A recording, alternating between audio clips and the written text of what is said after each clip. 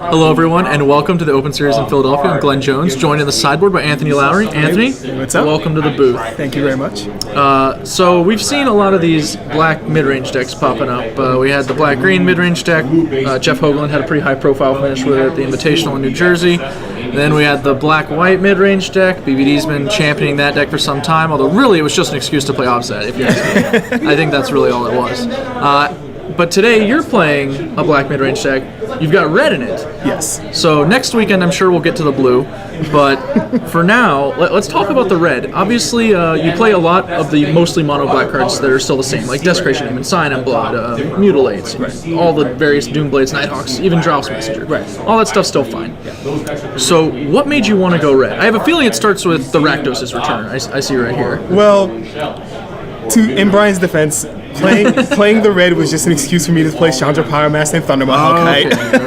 Okay. But yes, Rakdos' return is a pretty strong reason to play red. And not only that, but they have to deal with your curve out of Drows Messenger, Desecration Demon, and Thundermaw Hellkite, which is super powerful. Like you have to play against specific cards in the format more so than specific decks.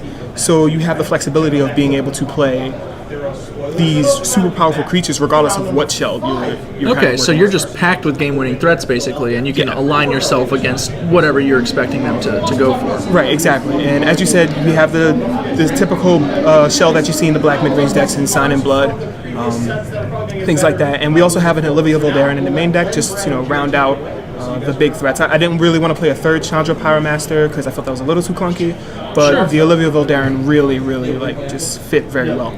Yeah, the Rakdos' return is the most attractive thing to me. The biggest reason I haven't played Jund in Standard isn't because I don't think Jund's good. It's obviously very good. I even think it's the best deck. Yeah. But I hate the Jund mirror because it so often just comes down to like, well, do you got it? Like, right. All right, I got Rakdos returned. Yeah. Yeah, that was. I agree with you on that. Like, I really didn't want to play the Jund mirror too much, and being able to like shift a little bit away from that and still have the aforementioned shell of Sign and Blood and Mutilate and whatnot, while still being able to have game against Jund, because you play more Rakdos key runes than Jund, because you're not really playing Farseek. Sure.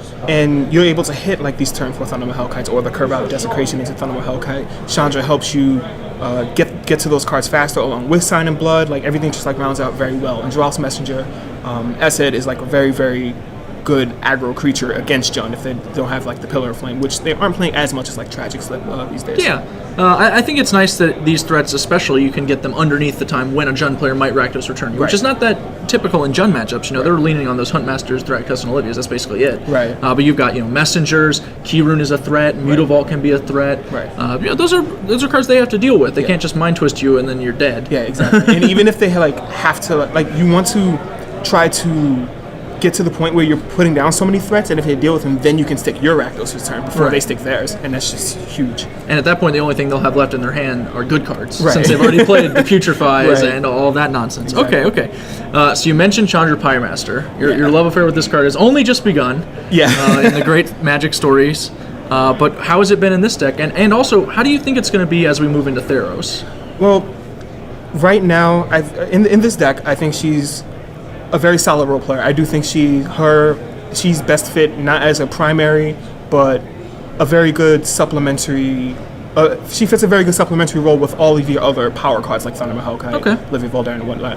And being able to get that extra card when you need it, pick off that Mana Dork. And if you guys saw my feature match, I was able to pick off a Samurai Sage probably before he destroyed me with a Cradlehoof or whatever he had. That was so scary. But more so getting the extra cards when you need it, like 1 or 2, that's all you really need her to do.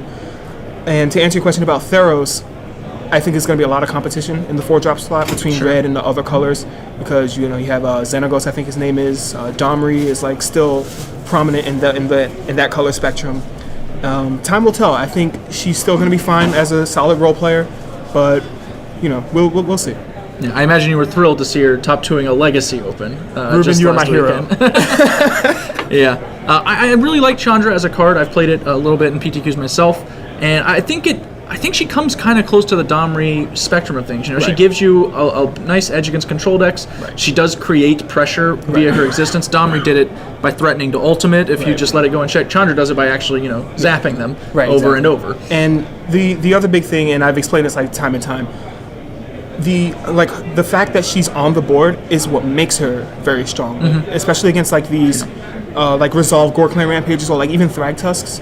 Being able to cause that Thragtusk to not block, get in with your Jaws Messenger in this case, or like even if you're playing her in red-green, like your Flinthoof Boars and whatnot. Now they have to choose: do you want to kill that Chandra and like get him for more, and I can get him for more damage, or do you like hang back? Like it creates this like really awkward situation. It forces the issue on your opponent, which is what really makes her powerful. That 2 damage that she does translates into more, and the longer it stays around, the more threatening she becomes for each creature that they play.